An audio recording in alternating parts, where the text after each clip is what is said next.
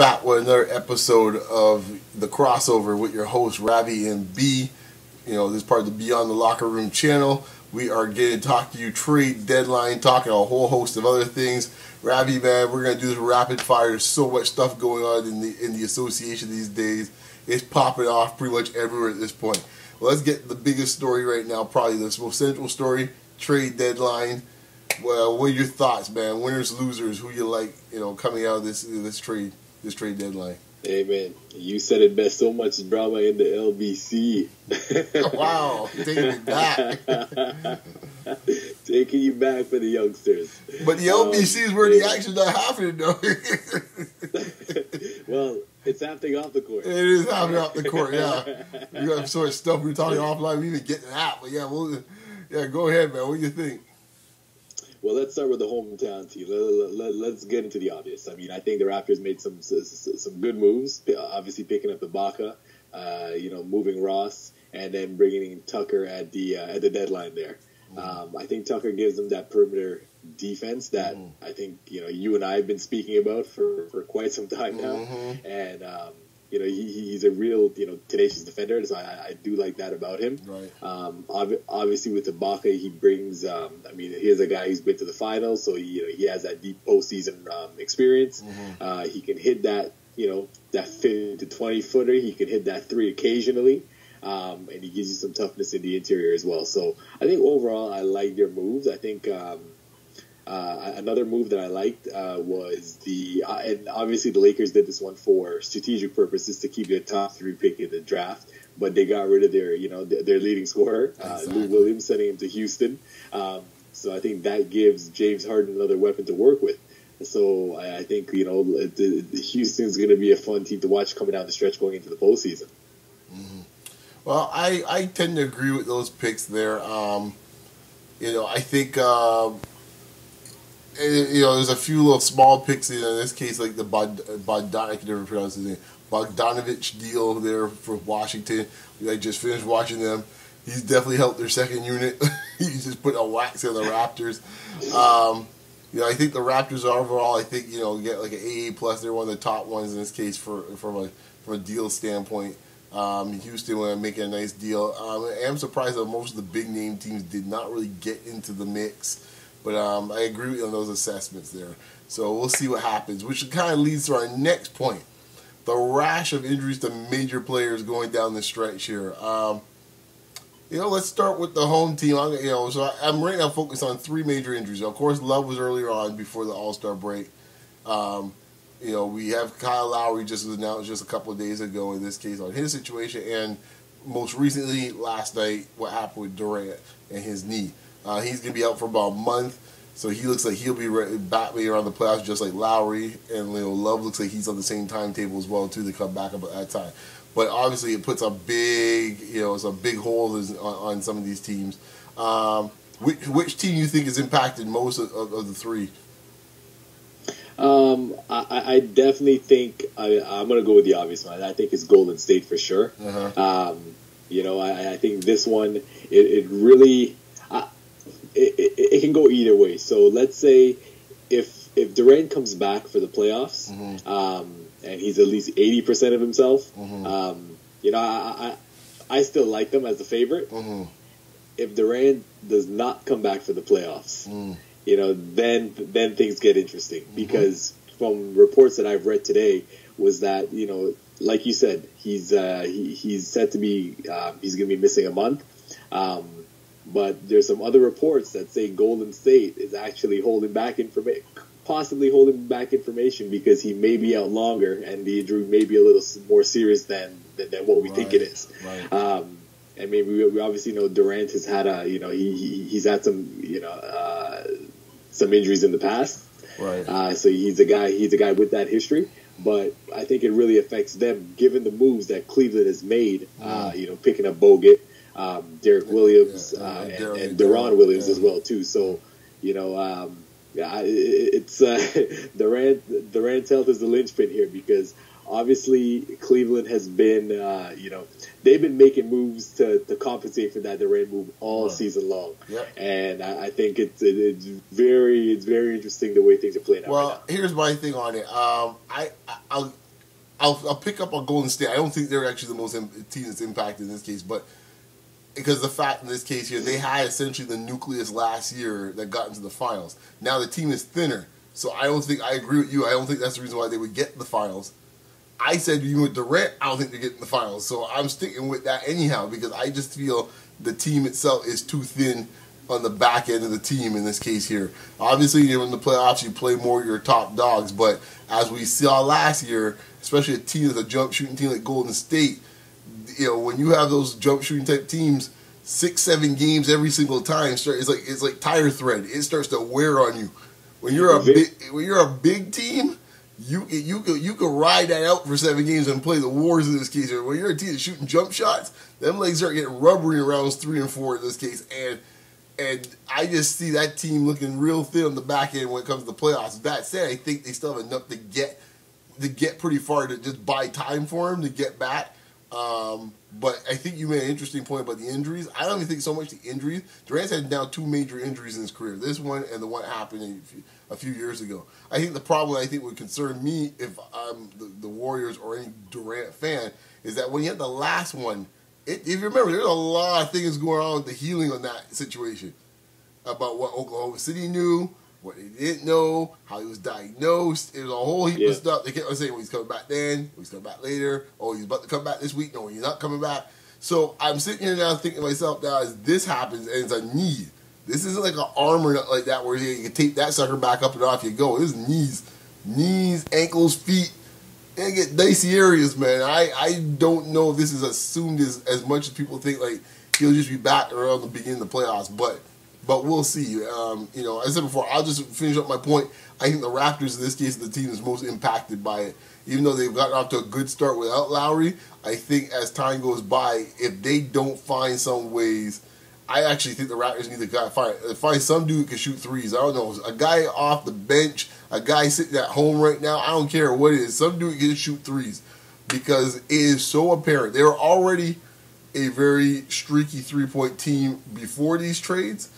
And this is where, as strange as it may be to say this, especially for any of us that are Raptor fans, there's a love-hate relationship with Terrence Ross. But this is where the impact of no Ross becomes very apparent.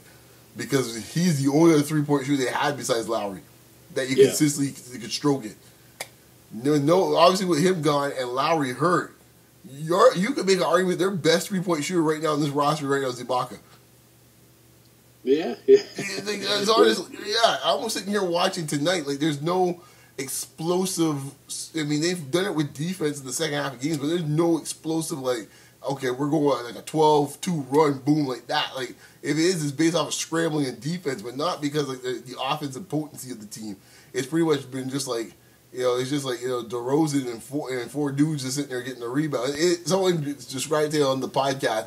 It's very Ivory. I think it was the Raptors Republic. It's very Iverson-like of the 2000 team with Philadelphia. Yeah. Where it's like everyone's grabbing boards and like DeRozan's putting it up. Now he's way more efficient than Iverson, but it's got a feel of that because I see no one else being able to create enough to put pressure on the defense. I mean, maybe you get a little more post up Ibaka, you might have to do that. But they're going to have a hard time generating offense as it gets later in the year and teams are fighting for playoff spots because that second unit ain't getting it done right now, man. And that's another thing Lowry impacts. He's usually anchored that second unit in the second quarter. And it ain't a coincidence. Yeah, I mean, I think you're absolutely right when it comes to the 3-point shooting. Lowry was, I think, he was shooting 41% from the three this Something year, like that, and 46 overall. Yeah, but career high. That's a career high. I think. I mean, even in terms of points, assists. I mean, he was just having a great season leading up to this. So the hope is that at least you'd like to see him come back towards the end of the season, at least get maybe the last 3 games of the regular season in, just to get himself back into the game shape to a certain extent, get his timing back, heading into the playoffs. So. Right. Hopefully that's the case, and the Raptors have their full arsenal going to the postseason. Well, let this be a lesson before we move on to the next subject. For all you Raptor fans out there, will tell me the era of Norm.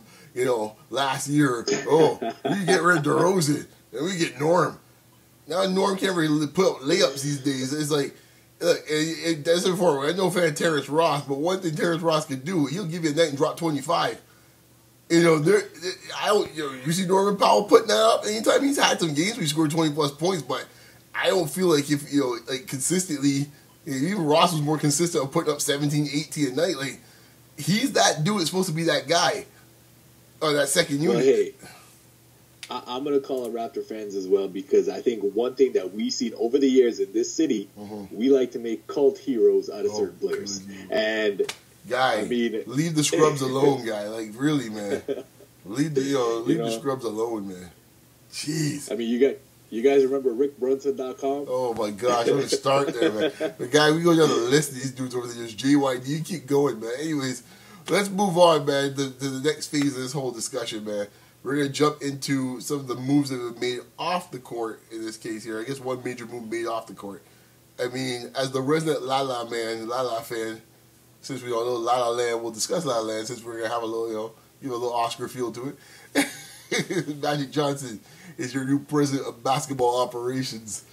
And now hiring Pelinka. Of course, the connection with one Kobe Bean Bryant as GM. The shadow lurks over Staples still.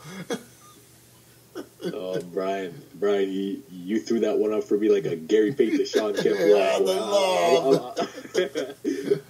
From half court, you threw that one up for me. But so unlike La La Land on Sunday, this La La Land actually turned out to be a winner.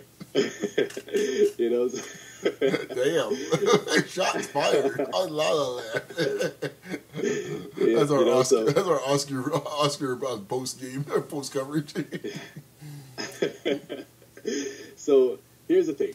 I mean, I think we're getting dangerously close to a few things. So obviously, over the course of the last few seasons, Jim Buss and Mitch Kupchak have not, one, been able to recruit any big name free agents to Los Angeles. They haven't made any moves of significance. And during this past off season, your first signing was Timofey Mozgov.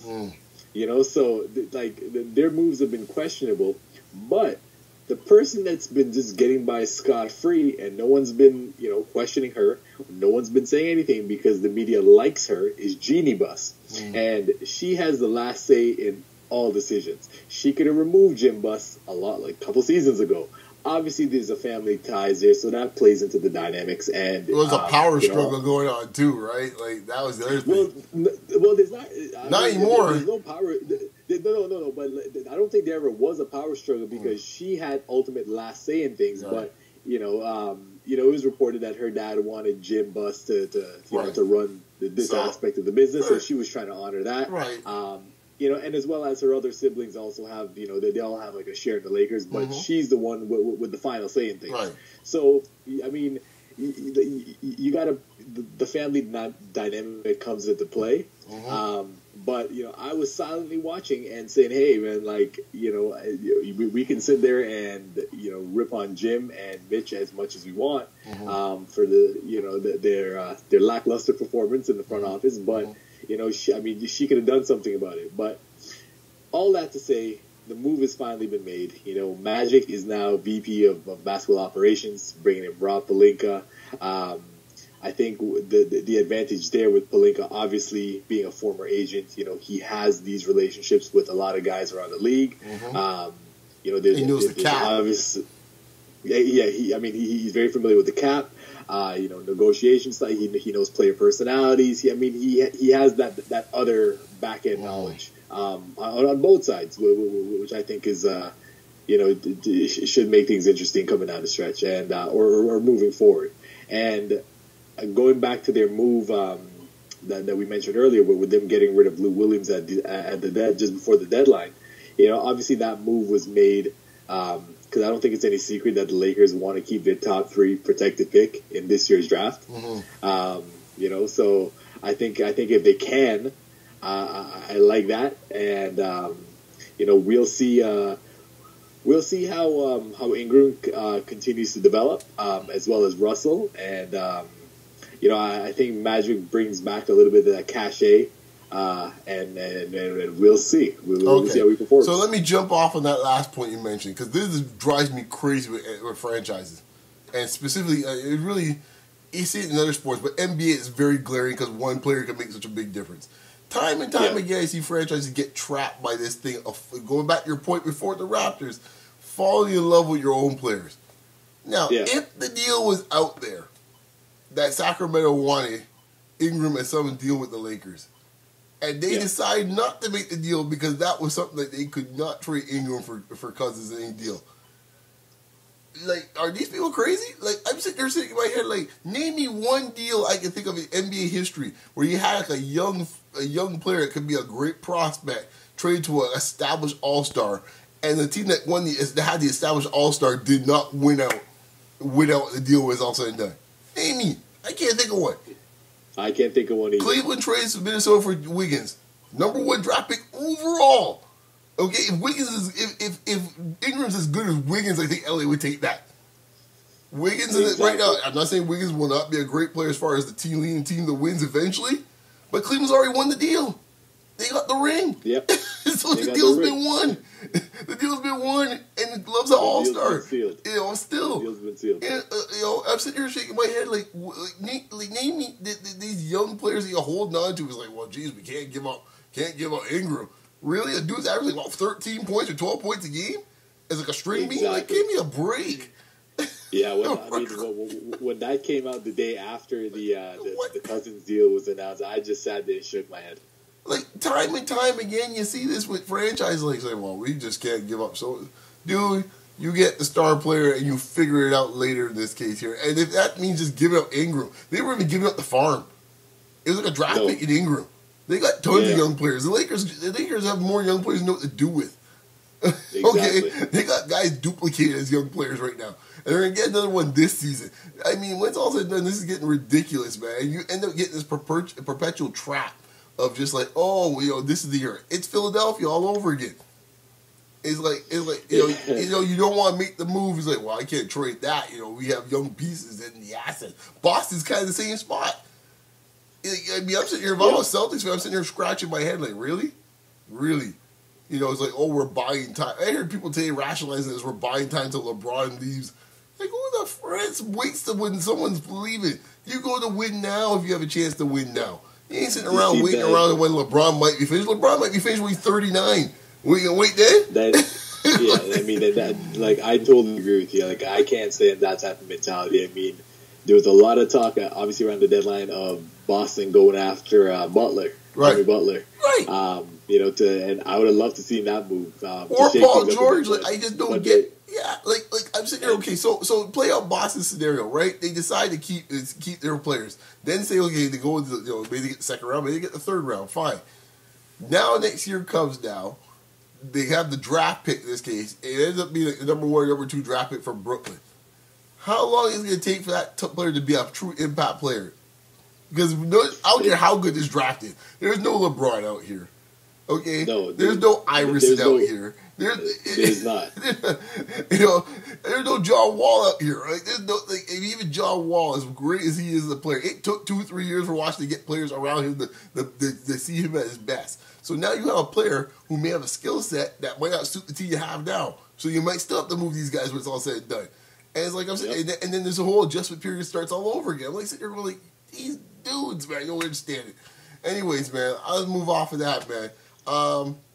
The second point I want to make with Magic. Obviously, there was a lot of brouhaha last week with Magic, with Dan Le Batard making some comments about what the qualifications with Magic were. To be fair, Le Batard, I listen to the Le Batard show once in a while. He's always been consistent about not liking players jumping the line, per se, to get coaching positions, or in this case, or GM, or in this case, a president's position. I think we talked about offline. My only issue with it was when I heard it, I cringed because I thought it was very tone deaf. Because his argument was that, okay, well, he coached 16 games, he was lousy at the 16 games. Pretty much that whole team was lousy. That's the reason why he was coaching 16 games in the first place, okay? Think of it.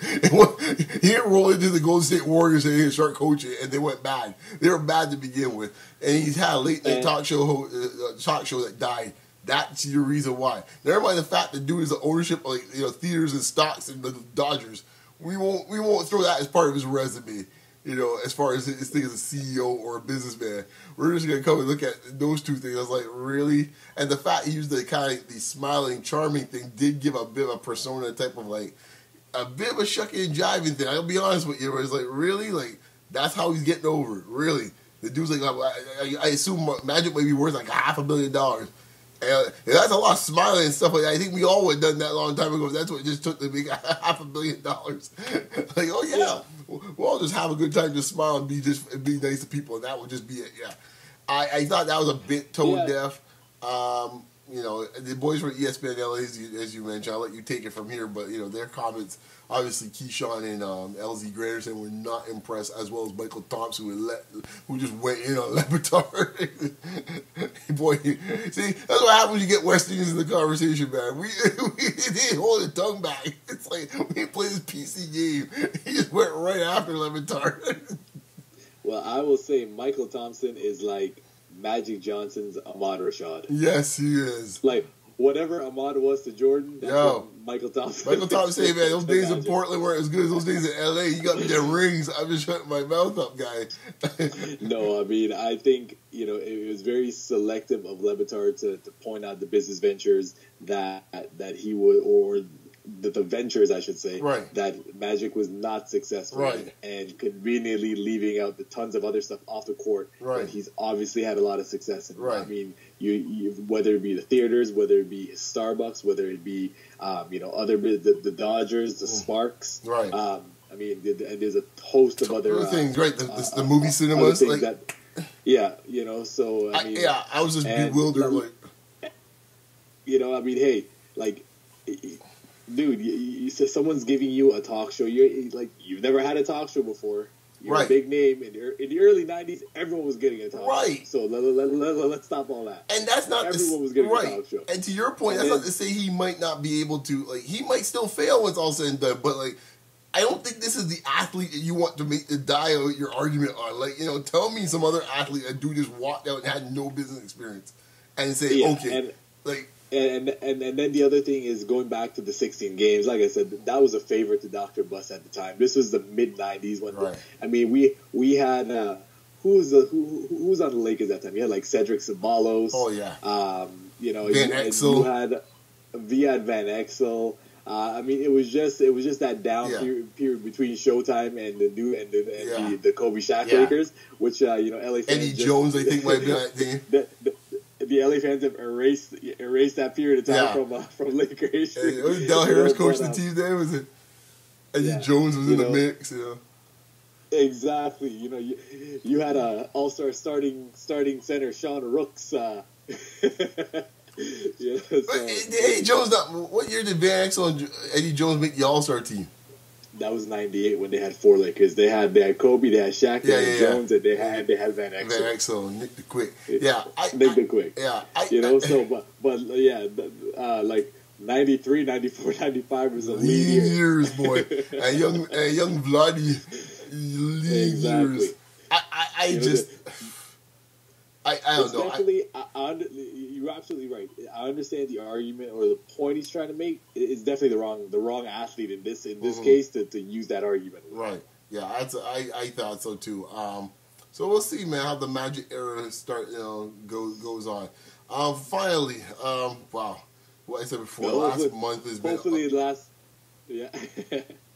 Go on. The last month of this league, my goodness, man, it's like Young the Restless around here. like, okay, so that is why this league continues to be the best league to cover. I know. I heard Sedano talking about that. It really never a dull moment. Associations, we always say, never a dull moment. And this year is like it's been like fireworks. Okay, like literally every 2 weeks.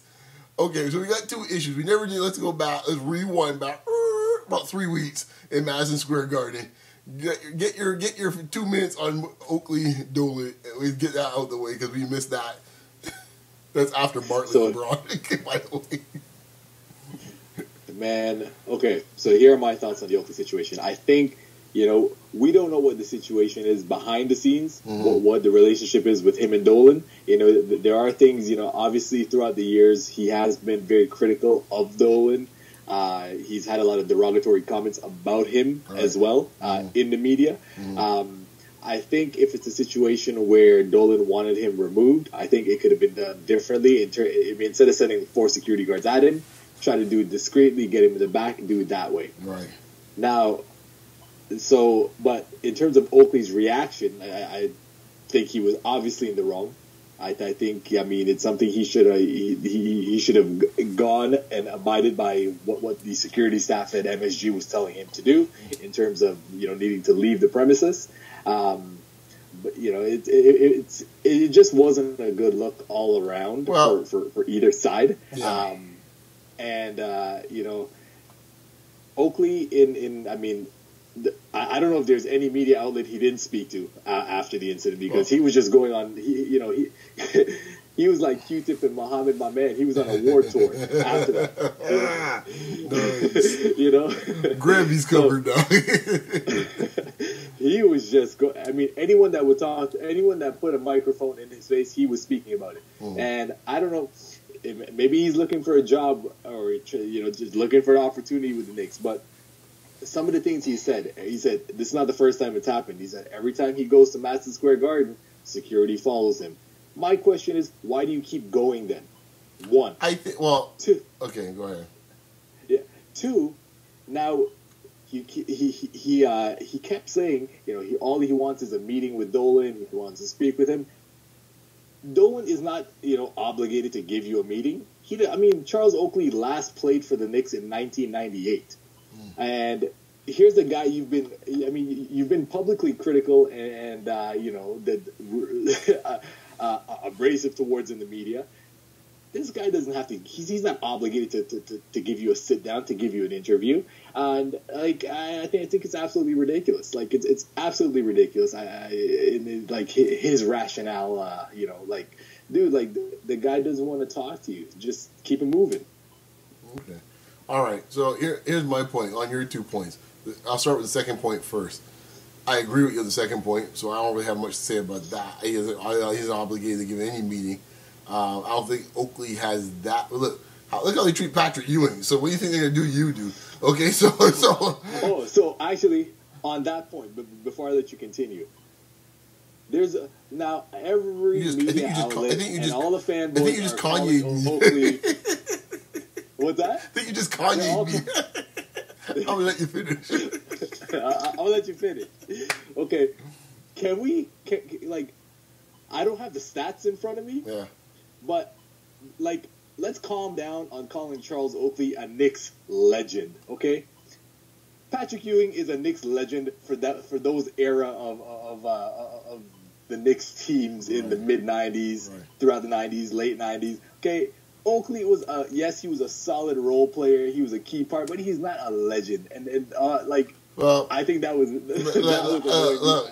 I hear what you're saying, but when you don't have that much history in the last 40 years, all of a sudden, it's kind of like, it's like the girl kind of likes you after a while, even though maybe, it's like, you're settling for what you have. It's like, okay, she's all right in this case here, and vice versa for guys. So I'm not saying that any difference for ladies. Don't jump on me. All I'm saying is that, I watch it these days out here. It's just an example, folks. An example. Yeah. So I look at it as the fact. It's like, you know what? It's like Oakley, pays homage to the Knicks. He played hard for the Knicks. Like, oh, it's no different in this city. Oh, he loves us in this case here, right? He's Raptor legend here too, right? So it's like, what? This is what happens when you don't have much history. This is what it comes down to. When arguably you had 2 Knickerbockers in 40 years that are considered to be great Knickerbockers. One's named Patrick Ewing. One is named Bernard King. And after that, you got to go back to championship teams. Sorry, Knicks fans. Sorry, just call it spade a spade. No disrespect, just call it spade a spade. I like Starks, but we ain't top at the same level. I'm just saying so. Just saying. Just saying. Your boy Mustafa didn't make the list? 92. Or the X-Men. No. So, with Sprewell in this case, who played 3 seasons? In this case, man, he played 6, 7 seasons actually. He might be the third one might put in that list, maybe. Like Allen Houston. Yeah, like, this is what we're going to. Next level is like Allen Houston. That's what I mean. Right, yeah. right. So we're on that list. Yeah, Oakley's gonna look like he's gonna look like a gem at this point. That's all I'm saying. So it is what it is. And that's not just a New York thing. We have it in this city as well too. It's like, legend Jose Calderon, right? Okay, so we're even worse. Well, anyways, as far as the Oakley part goes, to wrap my thing up with them is like this. Two things I don't like with the Oakley situation. Again, this is the first point. Go back to your first point. Oakley is who Oakley is. And if you know who Oakley is, and we all know how Oakley's going to react, then in this case, if you're the Knicks management and Knicks ownership, you should know better than anyone else how to deal with Charles Oakley in that situation. And the worst thing you could do is bring 5 dudes in front of Charles Oakley and say, like, come with us. Because that ain't going to end well. That ain't going to end well. See, like, I hear what you're saying, and I mean... Like, I think that's just an excuse. Like, regardless of how Charles Oakley is, like, the law is the law. No, you can't. And Charles Oakley is a guy who likes to do what he wants. We've all seen the video. We've all had a good laugh watching the video from years ago. When he was here in Toronto and Philadelphia came. And he what's the dude? McKinnis. He pimp slapped McKinnis or Tyrone Hill. Tyrone Hill. McKinnis as well too. But you're making my point for me. That's my point.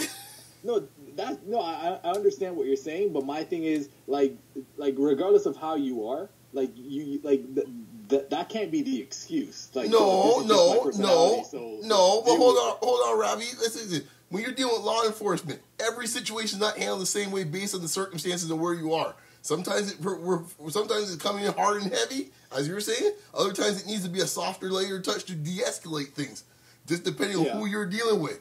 So if you know who you're dealing with, you don't come and put red in front of the bull and then expect, like, well, you don't mind the pun. You don't put red in front of the bull and all of a sudden say, like, oh, geez, well, I don't know how this happened. Like, dude, you're not dealing with Allen Houston in this case here. You gotta know who you're dealing with, and those guys know Oakley like the back of their hand. That New York man, all those dudes, the security dudes, all know. They knew exactly what they were dealing with the moment they came that way, how that was gonna end. Which leads to my next point. This is the Dolan, because he ain't getting off from the scot-free on this thing for me. Because in my mind, like, what he so scared about? What do you think Charles Oakley gonna do to him? What, mug him in the middle of the MSG? What do you think he's gonna do to him? That 2 minutes of him sitting down there, he get berated in this case by Charles Oakley. I even know in the videos that's even proven that he's doing so.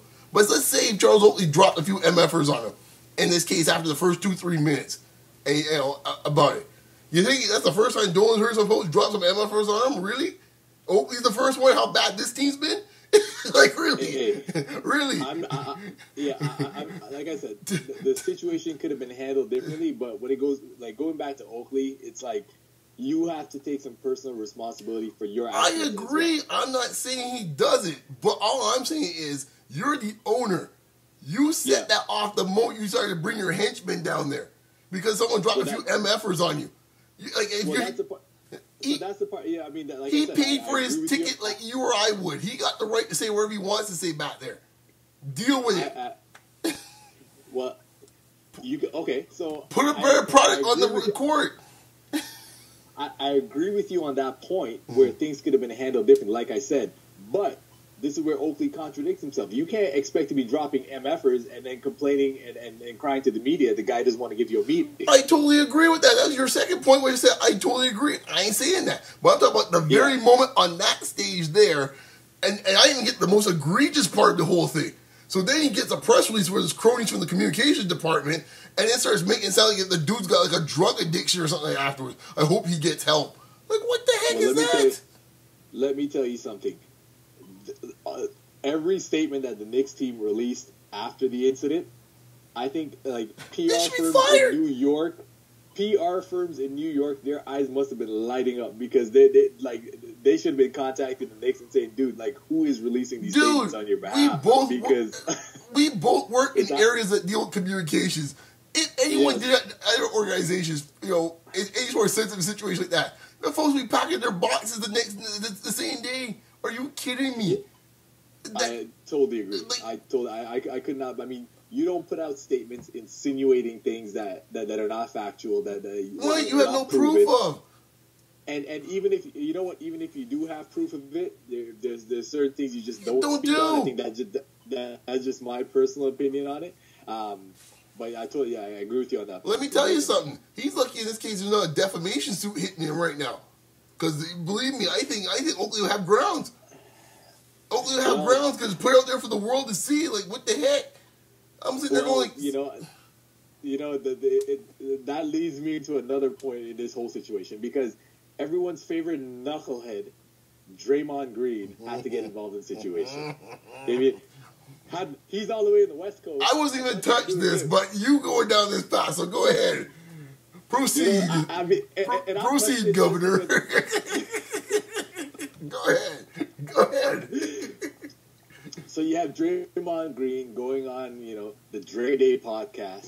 The original name there. Going on his podcast, and calling Dolan and comparing him to a slave master.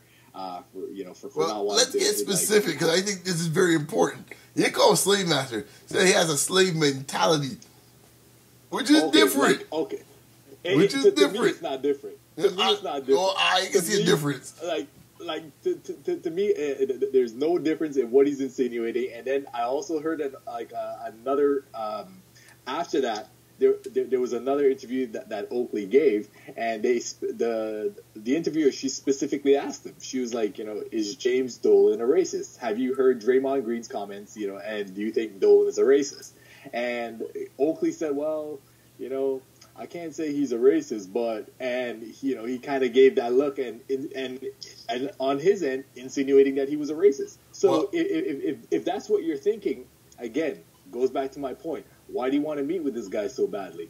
Well, I said before, I agree with you completely about that. My only thing, I guess, play devil's advocate with Oakley is that, hey, he cares about the Knicks when it's all said and done. In some strange way, Dolan cares about the Knicks, and they want to see them do well. That's the only thing. But as far as the whole thing with the slave mentality comment and stuff like that, I find this interesting because Draymond, as much as he yaps a little bit, he ain't no fool. I'll say this, he does some stupid stuff, but he ain't no fool when he talks about stuff. He hit a threat. He didn't call him a slave master, he called him slave mentality, which I found interesting. Because I think the point he's making is like, pretty much is like, these guys, I think how he looks as the owners, and this goes back to what we talk about all the time. When it comes, especially when CBA time comes around, this stuff starts showing its face up all the time. It pops it out. Right now, Silver's been able to keep it down in this case here, but it pops it up all the time. Be it David Stern trying to point up in Dwayne Wade's face like he thinks he's a little punk or something like that, to Phil Jackson making thing about the posse comments, to in this case here, how can you fret the greatest the person about Dan Gilbert writing his letter? If it don't talk about the mentality, if you think that Dan Gilbert's the only one that has the mentality what came out that letter about how he owes him in this case here, you don't think that a few more of them got that mentality? But guys talk. Guys talk. That's all I'm saying. Guys talk. Like, those examples that you gave, no argument from me. But speaking specifically on the Dolan example, I don't see how it's a race issue, or how he could even imply that it's a race issue. If someone doesn't like you, it's just. They don't like you. It's not they don't like you because you're black. That's true. That's true. And I think I don't like the fact that Green took it there. I think, especially in the U.S. right now, which we won't get into on this show, but I think there are obviously real racial issues going on. That's an understatement, but I think for him to make those kind of comments, I think it's irresponsible. But okay, see, when I hear people always say it's like, well, real racial issues. You're right. In this case, this is not compared to something like someone getting beat on the streets in this case because of the color, or getting kicked out somewhere for like that. But within their own industry, that is real to them, is what I'm saying. So, it's like in this case, what we talked about, we were just making jokes with the Oscars in this case, with diversity issues. Is it real in this case when actresses or actors say, hey, we need more people of color here to be doing this, that, the next thing? Yeah, a guy in the street might be saying, you know what, that ain't really real for me. But within that industry doesn't mean they shouldn't be able to talk about it. Now, no, No, I just say now the question is now we're going back to the thing is that in this case defaming this Nolan? I totally agree with that. You can say that's the case. I don't blame that in this case. You know, maybe Nolan wants to sue Draymond Green if that comes up in this case. He wants to do that. All I'm saying is that I don't think some of these statements are made in this case just out of a bubble or something. I don't think people just saying this out of just nowhere. That's all I'm saying. Okay, for years, Donald Sterling was talked about. Whisper, whisper here. Whisper, whisper there. But no one wanted to say nothing about it until it popped off. And when it popped off, to quote 50, it popped off. And all I'm saying is that, we put this in the bubble of not just what happened at the election, stuff like that, but let's go into the NBA world. In the last few years, we talked about Sterling. We talked about Dan Gilbert. We talked about what happened with the Atlanta situation. So, we already talked about 3 already. Off the top of my head. So all I'm saying is let's not just dismiss this as it's reckless talk. We've already seen 3 examples in less than 3 years of this supposed reckless talk come to fruition. No, but I'm isolating this incident. Like I'm speaking, I'm not disagreeing with you on the previous incidents. I'm isolating this Dolan incident specifically. Right. And this is so this incident specifically. You know, for me looking at all the facts and everything that's come out since the incident, I don't think it's a racially motivated thing. And that's where I say for Green to compare this incident specifically and use that type of terminology. I don't agree with that. Fair enough. 2 things I would say to this with Green's point. One is he was expanding it in this case. I think he was talking more about Dolan overall in this case here more than just that one incident. Second, specifically about the incident, goes back to my original point. What are you so scared of? What's that? Where's that mentality coming from? Why are you so scared about that? And then respond in the press release, like the way he did, it had a very inhumane feel to it. That's all I'm saying. Because you don't do a man like that. I'm sorry, especially play for your team and sweat and blood tears for your team. You don't do that. Well, like I said, we don't know all the things that go on behind the scenes. I said that at the beginning of this particular segment. But that cuts both ways, though. No, that cuts both ways. That's all I'm saying. That cuts both ways. My final, but I think just my final take on that piece. Like I just, I just didn't like that statement specific to this incident. Mm-hmm. I thought that I thought that it was reckless. It was reckless of him to make those kind of comments given the situation, given everything that came out. Fair enough. I am curious to see how this all plays out because I got a sneaking suspicion we have not heard the last of the situation as I sit here on March 1st. I don't think Oakley's doing himself any favors because they had to sit down. I think from a public perception, obviously I think Oakley, he had won in the minds of the public. He was viewed as the victim. Dolan was viewed as the bad guy. They had to sit down with Adam Silver. They got to get Jordan on the phone to smooth things out. And I think apparently Dolan apologized. And I think Oakley went on a show right after that and then was asking for a public apology. He just kept going on and on about it. And it was just now you're losing all the goodwill that you built up. First thing, I think this is where I think you're understanding Oakley in this case here. I'm surprised as a Bulls fan you don't see this in this case here. Going into the Oakley don't give no rat's ass about anyone's opinion about that. He doesn't care about how he feels. He ain't Jordan. He don't care about how he's deemed in the public. All he's looking for is what is righteous to him. That's it. So it don't mean if it means in this case, as I said before, is going back to the mentality how you handle Oakley. If this means that everything's getting burned down until I get the apology I want, because in this case he feels like he's been humiliated in public, but then you're gonna weasel around behind closed doors and get that. He's like, nah, we ain't gonna go down this path. So I think that's where it's coming from. As I said before, does it make it right from a PR standpoint? It might not look good, but from an Oakley logic, I understand why it's happening the way it's happening. Because as I before, now Oakley needs to step into the real world because Oh, I agree. I don't think he can get one, but he's gonna keep asking for it. It makes for interesting TV. He's there in Cleveland the other night against the Knicks. I found kind of funny.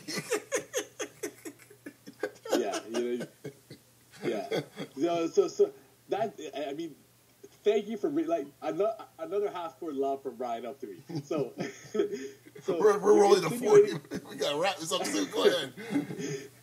He's insinuating Dolan could possibly erase this, but then you accept the invitation of Dan Gilbert to go to the Cleveland game. Well, I thought that request was from LeBron James. I don't think it was from Dan Gilbert. Well, that's who the request was from. Dan Gilbert. I heard the guys on First Take, and they mentioned he was a guest of Gilbert. So I mean, who knows? But I thought that was interesting. Right. Yeah, I think it's one of these times where it's like, where I think you LeBron folks that like to play the puppet master. I would agree with you on this one. Yeah, that got nothing to do with Dan Gilbert. I'm sorry, that had nothing to do with Dan Gilbert. That had nothing to do with Dan Gilbert. The king. Amen. Nothing to do with Dan Gilbert. I think Dan Gilbert cares about Oakley.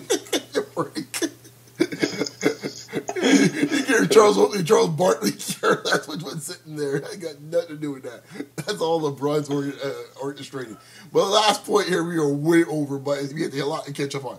Okay, feud. Shaq, JaVale McGee. What's your take, man? We got mamas involved now. We got the good Pam McGee getting involved. So here's the thing. Oh, jeez. Shaq has been going at this guy on Shaq and the Fool for the last 5-6 years. It's been a while, man. Obviously, it's been a while. It's like 3 teams. And out the league, back in the league. And he's still hunting for it. Like, really? Yeah, so I mean, it's something that was funny at first. Obviously, the Shaq and the Fool segment is a popular thing. Yeah. You even hear the players talk about it. Like, man, they make a mistake and like, oh my God, maybe a Shaq and the Fool. Right? Yeah. So I mean, it's a fun little lighthearted segment, but for whatever reason, he kept on going at McGee for the last 5-6 years. Right. And to McGee's credit, he hasn't said anything up until last week. Yeah.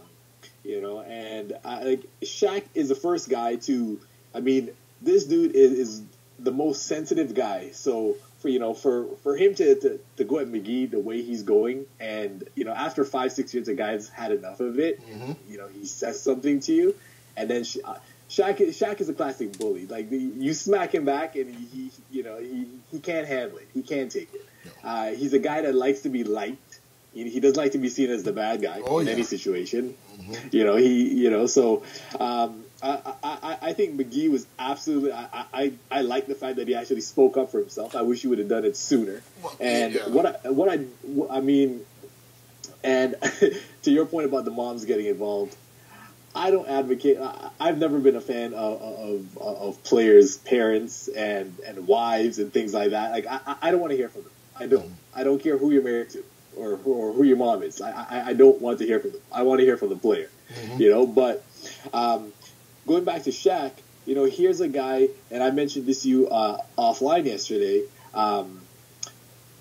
At this point, you've created a certain perception of JaVale McGee around the league and outside of the league. Yeah. And JaVale McGee is not a superstar player. He's a journeyman player. And you're messing with this guy's money at the end of the day because you're creating this perception through your segment on Shaq and the Fool of him. And, teams have this perception of him. He's a goofball. He doesn't know basketball. Right. And, here's a guy who, I mean, he's dealt with a lot of adversity in terms of being in the league. Then he was out the league. He was in the D League, and now he's latched on to the Warriors. Mm-hmm. And you're still going at him. And, it's like, dude, this guy, in terms of, the tier of players, he's so far below you. I don't, it's just a classic bully mentality. Oh, yeah. And I'm glad someone finally said something. Yeah. I mean, we mentioned obviously offline about there's been elements of this side of Shaq. I mean, and Shaq's had good parts of his personality where he can be quite magnanimous at times. But there's a petty side to Shaq sometimes that, the sensitivity and pettiness. I mean, obviously you saw a lot of years with Dwight Howard. I mean, where some things about referring to as Superman used to offend Shaq's very core of his soul. Like, really? What Superman's like, really? You know, Man of Steel or Superman's like the first person. You're the only person that ever had that nickname. Like, well, first of all, let me tell you something. If Bob Kane is not offended, no one should be offended. Right, exactly. So things like that, where he's like these little petty things like that with Shaq, you see that type of side of his personality.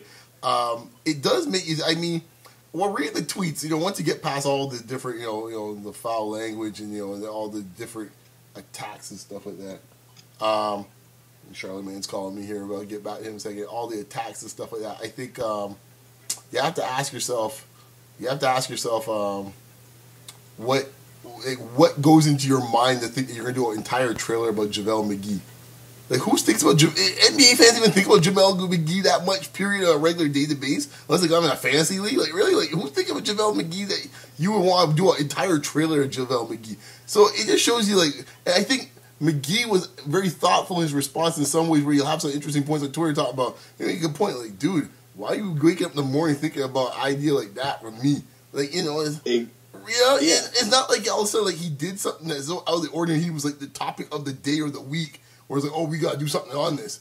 And just randomly, we're just gonna do JaVale McGee. Like, really? Like, what the heck? Like, you know, like, so exactly. He was very insightful in that. As I said before, get past all the cursing and stuff like that. But then he did seem to have an understanding of like history of like how black men are portrayed historically sometimes in some negative ways.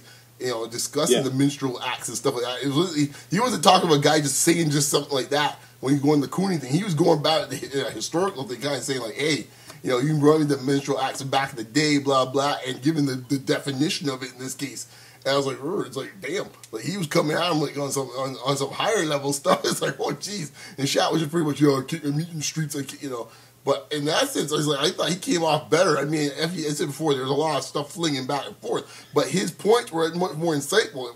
Now, you know, debatable to see if that's the case or not. But you made me kind of think a little bit. Like, I didn't really thought of it that way in this case here. But it was something that maybe at least provoked thought from me from a different way of thinking about it. But it shows in this case, you know, I think someone mentioned it on the radio the other day. I was listening to ESPN or something. One of those guys, I can't remember who it was. But they're talking about a player.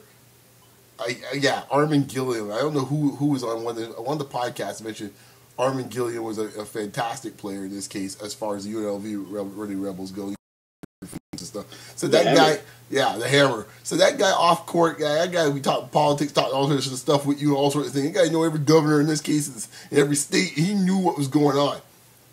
But good Lord, he asked to do a rotation on this case on a weak side. He had no clue how to get there. It's like he just didn't know. So sometimes your IQ doesn't translate from your regular IQ to basketball IQ. It can be different in this case here, right? So Rodney might be an idiot off thing, but he's a very smart basketball player. It works the other way too. So like, just assume in this case the guy's a dumb dude. He might just be a guy in this case just can't get the language when it comes to basketball that well. But outside of that, you might be a very thoughtful dude. It's like, okay. So I think it brought a lot of that to light. But let's wrap it up on that. We're way over. This is like the extended super mix in this case here, man, of this podcast. Ryan, where can the good folks find you, man? You guys can find me at Raving the Ryan on Instagram. Yeah, you can find me at Beyond Locker Room, short for RM. It was an interesting segment today. Lots of discussion. Lots of we are. Like Brian said, we're way over time, but don't worry. We don't need to be escorted out the building. We know when to leave. Yes. On that note, have a good week, guys. Very nice.